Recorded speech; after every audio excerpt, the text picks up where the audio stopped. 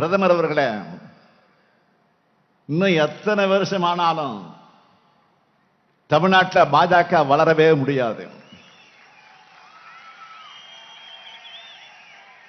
நாடு முழுவதும் பாஜக ஜெயிச்ச 2014 2019 தேர்தலிலேயே பாஜகவை ஓரங்கட்டின தமிழ்நாட்டு மக்கள். நாடு முழுக்க நீங்க தோக்கிறது உறுதியாக இருக்கிற இந்த தேர்தலில் உங்களுக்கு எப்படி ஓட்டு போடுவாங்க? 10 வருஷமா ஒன்றியத்தில் நீங்க தான் ஆட்சியில் இருக்கீங்க.